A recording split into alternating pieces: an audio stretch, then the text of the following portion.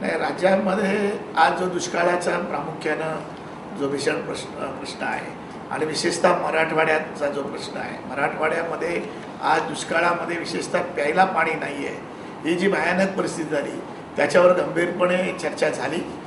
या ठिकाणी आमदार विवेक पाटील यांनी जी एक चांगली योजना दुष्काळाच्या बाबतीमध्ये या ठिकाणी राबवली की बाळाराम पाटलांच्या वाढदिवसाच्या निमित्तानं त्या ठिकाणी मराठवाड्यामध्ये जाऊन त्या ठिकाणी जी दुष्काळग्रस्तांना मदत करण्याचा यांनी प्रारंभ केला। त्याच्यामध्ये प्रामुख्यानं आज जे दुष्काळग्रस्त आत्महत्या केलेले आहेत त्यांच्या मुलांना त्या ठिकाणी त्यांचा विवाह करण्यासाठी मदत, त्यांच्या शिक्षणासाठी मदत आणि त्यांच्या दैनंदिन कामकाजासाठी त्यांच्या परीने मदत करण्याची त्याने एक संकल्प सोडलेला आहे। आणि मला वाटतं की दुष्काळामध्ये या ठिकाणी ज्या योजना आहेत त्याची अंमलबजावणी खऱ्या अर्थानं झाली पाहिजे आणि त्याची पण गंभीरपणे चर्चा चिटणीस मंडळामध्ये झाली।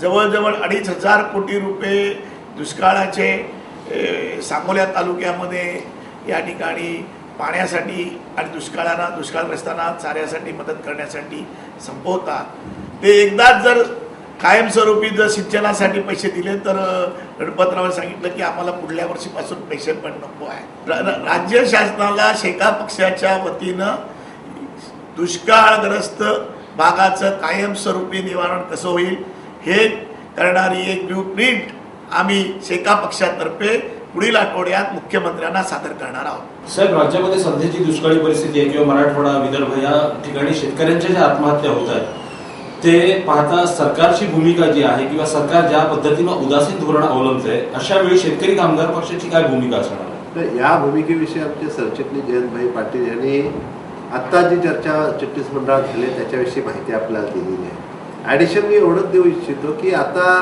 सेंट्रल गव्हर्नमेंटनी जो काय कॉर्पोरेट सोशल रिस्पॉन्सिबिलिटीच्या नावाखाली 2% फायद्याचा जो आहे त्यातला 2%चा पार्ट हा त्याने खर्च सार्वजनिक विकासासाठी करावा अशा प्रकारचा जो निर्णय केंद्र शासनाने घेतलेला आहे त्याच्या अंतर्गत त्या CSR फंडातला राज्यामध्ये होणारा फंड जो तयार आहे जो विविध कॉर्पोरेट कंपन्यांच्या माध्यमातून होणार आहे त्याला सरकारने बंधन टाकलं पाहिजे का त्याच्यातला 50% खर्च हा दुष्काळाच्या निमित्ताने जो महाराष्ट्रातली जनता होतो निघालेली आहे त्यासाठी खर्च करावा अशा प्रकारची अट घालण्यात यावी अशी मागणी या ठिकाणी आम्ही करत आहोत। त्याचबरोबर काँग्रेस आघाडी सरकारनं जो भूसंपादनाचा कायदा पारित केला होता तो आता या सरकारने बदललेला आहे। म्हणजे हे सरकार या ठिकाणी शेतकऱ्यांच्या विरुद्ध आहे, कारखानदारांच्या बाजूने आहे, म्हणून त्या जो बदल केलेला ते बदल जे केलेले आहेत ते करू नयेत, पूर्ववत होता तसा कायदा करावा अशी मागणी शेतकरी कामगार पक्षाने करावी अशा प्रकारचा निर्णय आता झालेला आहे। आणि त्याचबरोबर या भूसंपादन कायद्यामध्ये ज्या नोकऱ्या निर्माण होतात त्या नोकऱ्यामध्ये 5% आरक्षण फक्त दिलं जातं। ते 5% आरक्षण फक्त क्लास 3 आणि क्लास 4च्या भरतीमध्ये केलं जातंय।